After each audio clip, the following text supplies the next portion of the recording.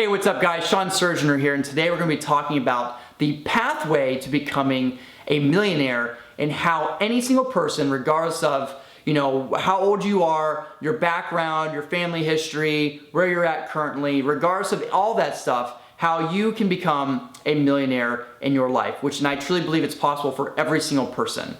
So what we're going to do is we're going to talk about the 8 things you want to focus on so that, once again, no matter who you are, where you come from, where you're at currently, that you can begin on that pathway to becoming a millionaire. Because let's face it, I get so many people that are interested in that, and I talk to so many people who are, and it's because of multiple reasons. One is financial security. I mean, the fact that if you have $1 million, think about how much stress, how much less stress you're gonna have when you have that $1 million. I mean, you're not gonna stress so much about oh, how do I pay rent? Or oh my gosh, my car broke down, what am I gonna do? It alleviates a lot of financial pressure when you have $1 million in the bank.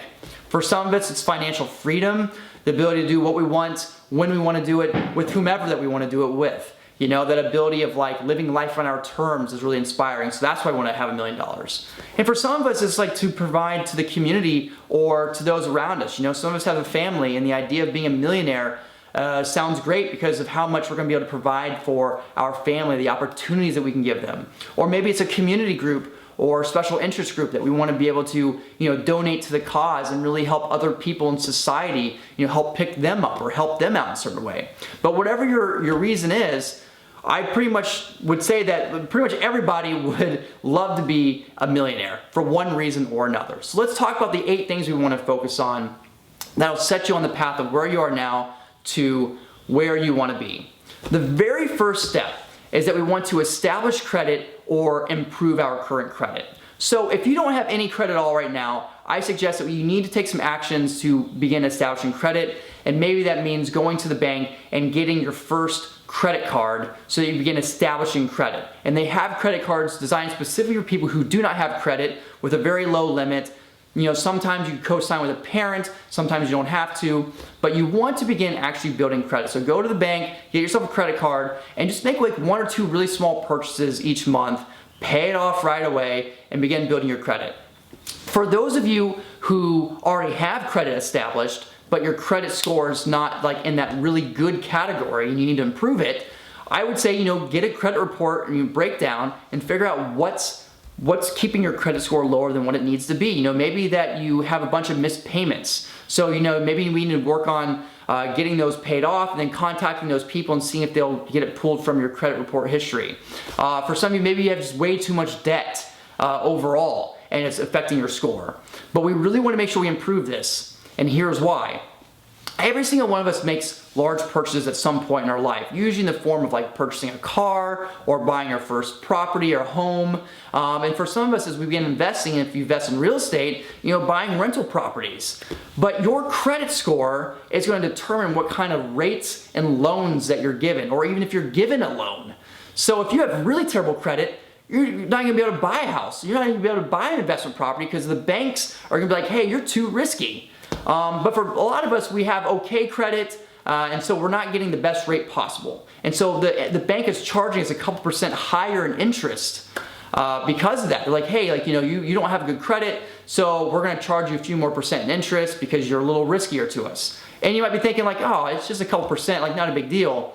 But did you know that if you were to buy a home, that 1 or 2% could be and cost you couple $100,000 over the course of your loan history just by 1 or 2%.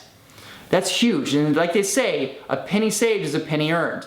So we really need to make sure that we're establishing credit and getting the best credit score possible so that we get the best rates and terms possible throughout our life.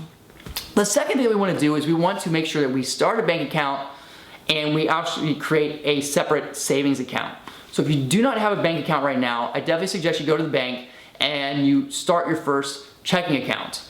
That way you get used to having money coming in it, you can analyze how much you're spending, how much is going out, and then you're saving. If you do have a checking account and you do not have a savings account, I definitely recommend that you create a separate savings account. So go to the bank, open up a different savings account. If you've watched some of my other videos, I've talked before about having a wealth tax or paying yourself first, and how you absolutely need to do this thing if you're going to build wealth. And this is where that goes into this account, that savings account. So I have a link to that video in the description box below. Make sure you check that out. But have a separate savings account that you have money going into automatically every single month. And this account is one that you cannot touch, you do not touch, and you're gonna use this for future wealth building. So maybe it means that you need to open that account in a whole entirely different bank that's like way out of the way. That way you can't just go to it automatically and just, take money out of it because you need to use it. Make sure you start a bank account and that you establish a savings account. The third thing is you need to get a job, or we need to increase our income. So if you don't have a job right now, or you're just starting out, let's say you're like 15 years old, 16 years old, and you don't have a job yet, our first thing is going to be starting that first job. Start earning some money. Because you're not going to be able to save money or build wealth for yourself if you don't have any money. It's also getting a job is going to be good because it's going to teach you some skill sets. It's going to teach you how to show up on time, learning how to work with other people, understanding business, giving you experience so later on you can get an even better, higher paying job. But make sure you actually go and you get a job and get earning money. For those of you who do have a job and you've had a job for a while, we want to focus on increasing our earnings. And how do you do that? How do you begin making more money? Well, you got to ask yourself a few things. Why is it that I'm paid what I'm paid? Because maybe you're making $20 an hour. You got to ask yourself, are there people that make twice that? $40 an hour? Yeah, there are. Are there people who make 10 times that? Yes, there are. Well, why is that? You need to understand that we're paid on multiple things. Number one is how replaceable that we are. And number two is how large of a problem are we solving for this company? So let me give you an example. Let's say you're making minimum wage as a cash register operator at Taco Bell. It's not that you're not an important person. Of course you are. We're all important. But you are very replaceable in that position. Taco Bell knows that they can hire pretty much anybody to operate the cash register. It doesn't require some massive skill set or a depth of knowledge in order to do that. A day or two of training and you're good to go. So they know that you're very replaceable, and it's not like a super impactful position in the company. Already they have these self-ordering systems now where they don't even need cash register people anymore. So it's not like a super integral part of that company. Versus, let's say someone who works really high in corporate at Taco Bell. Maybe they're like a regional operations manager or something, but they're overseeing the entire operations of it. They're overseeing all the different managers, different locations. They're helping lead the people. They're helping figure out how do we increase revenue, how do we drive down the costs. They're making very integral decisions for the company and its ability to grow and its ability to succeed. That person is a little bit harder to replace. Not everybody has the ability and the skill sets to really help maximize and help grow a company. That's a harder thing to replace. So they're getting paid more because Taco Bell knows that if we lose this person and they're really good, we can definitely find somebody, but it's not like we can just pick anybody, to do this. We need to make sure this person really has the credentials and the ability to do so. And they're also solving a larger problem. They're helping Taco Bell figure out how do we really expand as a company? How do we really grow? So we're paid on the size of the problem that we're able to solve, and we're paid on how replaceable that we are. So if you're wanting to increase your income this year, start asking yourself, how can I become more irreplaceable to the company, and how can I provide more value and impact? Maybe that means that you need to go off and you need to learn a new skill set, or maybe you need to get like a certain credential that makes you a little unique compared to the other people around you. And maybe it just means that you just put in extra effort and energy and ask your boss, like, hey, what else can I do? I'd love to learn something new to help you guys out. But provide that value and show your company, show your boss that you are not very replaceable because you're willing to crush it, and start working on increasing that income. Because part of building wealth is always learning how to make more money, because that's what's going to exponentiate the wealth building process. So step number 4 is we want to start a side hustle. There's a saying that I love, and that is work full-time on your living and part-time on your wealth. And that's what we're doing in this 4th step, which is, getting a side hustle going. So we just talked about your job. Your job is there to pay for your bills and hopefully save a little bit of money. So if you've been watching my videos, what I talk about, making sure that we save that money, that wealth tax, and make sure you check that video out. But in this next section, in this next one about getting a side hustle, the whole goal of this is that all this money that you're earning is simply to build the wealth for yourself, to build that dream, that financial security, that financial freedom, whatever that reason is that you have for becoming a millionaire. So what you want to do is you want to determine a skill set or a service that you can provide. And it can be anything, you know, maybe you have a ton of knowledge and insight on a particular industry because you've been doing it for a really long time. Maybe you can share that knowledge and that insight with others for money. For some of you, maybe like, yeah, I'm not that knowledgeable in anything. I don't have like any like massive skill, but you're willing to just grind and just work it. You know, you're willing to just hustle. So maybe it just means like you just, you know, you do babysitting, you do house sitting, you know, you wash cars, you mow lawns, you know, maybe you are really good with like handyman stuff around the house. So you go and you help people with handyman work. You know, whatever it is, you know, maybe you're good at like personal training, like you know a lot about, you know, about fitness, and you can personal train people. I don't care what it is, but find some sort of skill or a hobby or an interest that you have and figure out like, how can I make a little extra money? You know, maybe just 50 bucks a week or $100 a week. If you can make $100 a week, and you know, that's $400 in a month. That's almost $5,000 in a year. That's absolutely huge, guys. Like $5,000 a year. In 2 years, that's $10,000. 3 years, $15,000 right there. That's quite a bit. It's way more than maybe you have right now. So find a skill set or a hobby, or maybe there's something that you would like to do and you don't have the skill set yet. So maybe you're really into like massage. You're like, hey, I'd love to be a massage therapist. Figure out a way to go getting your certification so you can become a massage therapist. Maybe you want to be able to teach yoga on the side. You know, maybe get a certification with teaching yoga. Whatever it is, find something you can do where you can make a little extra money, and all that money is specifically going to be just for that savings account, that wealth building account. Now, the fifth thing that we want to do is we want to begin living below our means. This is a common trap that really keeps people from really building wealth for themselves, is that they struggle with living below their means. You know, they're in a lifestyle where, you know, every time they earn $1, they're spending $1. But if you're going to begin saving money and building massive wealth for yourself, you absolutely have to become a master at living below your means. And when I started studying from the most successful people financially, one thing that I learned from every single one of them is that they were masters at, like, you know, being frugal, living below their means, and getting that initial thing is savings going. You know, you have to begin saving money first and then investing that money and having that money work for you. So really sit and start analyzing, go through your bank statements, go through you know, your checkbook, whatever it is that you use, but go through and start looking at every single thing that you purchase and ask yourself, is this 100% absolutely necessary for my survival? And if it's not, then you need to consider, is there a way I can, you know, decrease this spending, or can I eliminate it completely? Okay? You know, you have to learn how to get a little uncomfortable in the beginning. You know, a little bit of uncomfort now will create a load of comfort later. You know, there's another saying that I love, is like, you know, be willing to live like no one else now, so later you can live like no one else. And that's what this section is living below your means. So you got to become a master of that. Step number 6 is avoiding consumer debt.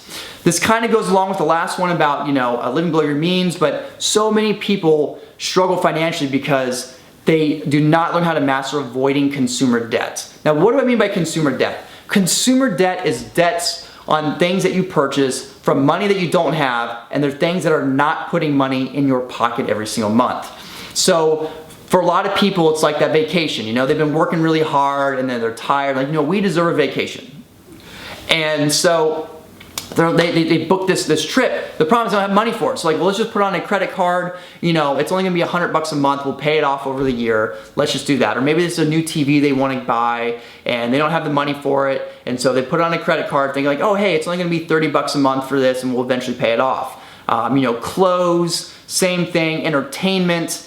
You know, so many of us use credit cards to buy things because we don't have the cash right away. So we tell ourselves like, well, I'll pay it off once the next check comes in, or, you know, it's only going to be this much a month and we'll pay it off over this many months, it's going to be fine.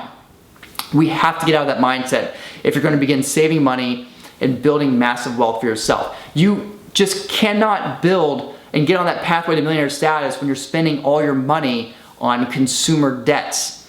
Because not only are you paying for it with, you know, paying for that amount with money you don't have, but now you're getting charged interest. And so you're not only buying that thing, but you're having to pay even more for it than it would be if you just paid for it in cash. So you're doing all the things that are going to keep you from building wealth. So that's one of the things you really want to do, is you want to avoid consumer debt. Step number 7 is you want to determine what your wealth building strategy is going to be, or what your wealth building vehicle is going to be. After you begin doing these other steps, you're saving money and you're now ready to invest. And the thing about investing is that ignorance is not bliss. What you don't know can really hurt you in the investment world. So if you're completely new to investing, then I would suggest, really starting just to get a baseline knowledge and understanding of the purpose of investing, different investment strategies, and start understanding why Einstein says that compound interest is the 8th wonder of the world. It really is. Investing is what's going to allow you to have that financial freedom. So if you're one of those people who wants to live life on your terms, you're going to need to learn this, because this is how your money begins working for you. Most of us are called financial traders, so we're trading our time for money. And that's okay in the beginning. And like we talked about, maybe right now you're trading an hour of your time for $15, and we got to increase it to $30 for an hour. But eventually you want to get out of trading your time for money altogether. And you want to get to where you're doing what's called wealth building and wealth creation. And you're having your money work for you. You're making money while you sleep. How great would it be to go to bed and wake up in the morning and be a couple $100 richer? That'd be fantastic, right? That's what we want. That's that life freedom. And you can't do that unless you invest. So what I would suggest is start reading a bunch of books. Start listening to podcasts. Read forums, watch YouTube videos. Especially right now with the internet, there's so many people talking about their strategies, what they're doing. So just start learning as much as you can about all different kinds of topics in the beginning, especially if you don't know what you want to invest in yet. You can learn about stocks, learn a little bit about real estate, learn about businesses, and start to figure out what is it that really, is more like me. Maybe you're a stock person and you like the idea of owning stocks. Maybe you start realizing, like me, that you're a real estate person. The more I started reading about real estate, I was just fascinated by it. I loved it. I could just really see it. It was tangible. Everything about it was just spoke to me. So for me, real estate was huge. And so I began really diving deep into understanding real estate. How do you actually look at an investment property? How do you become a landlord? How do you own real estate? How do you build wealth through real estate? And as I began learning more and began saving, eventually I ended up starting to buy my own real estate, and now I'm a landlord. Now I own rental properties. And I did that because I acquired the knowledge and I worked on these other steps that we've been talking about. Maybe you're really into businesses. Maybe the idea of owning some restaurants or some nail salons or some 7-Elevens or convenience stores or whatever it is. Maybe the idea of owning multiple businesses sounds really fascinating to you, and that's something you would really love to do. Well, start learning about business ownership. Start learning how to analyze costs, things like that. But really dive deep into it. This is something that you really want to get a grasp of. And then finally, the very last step is determine your end goal. And the reason I say this is because sometimes what we find is that depending on your situation, your strategy may change. If you're 15 years old right now watching this video, and your whole goal is simply to just maybe have $1 million by the time you retire, your strategy is going to be very different than someone who is 50 or 60 years old watching this video, who has no savings and also wants to end up a millionaire one day. You're going to be a little more extreme. You're going to do things a little more aggressively. When you're 15 starting out, you've got 40, 50 years ahead of you. You have so much time. And so your strategy, if you're just wanting to be a millionaire by the time you retire, could just be just having a couple $100 going into a really basic index fund in a stock market over the next 40, 50 years, and you're definitely going to have $1 million, maybe even 2 or 3 times that by the time you retire. But if you're 50 years old with no money and you also want to be a millionaire in the next 10, 20 years, you're not going to be able to just put a couple $100 a month into an index fund and let it grow to $1 million. You don't have enough time. So you have different strategies. So determine what your end goal is and be specific. Some people say, oh, I just want to be really rich. It's like, well, what does that mean? Is that $1 million? Is that $2 million? $10 million? $100 million?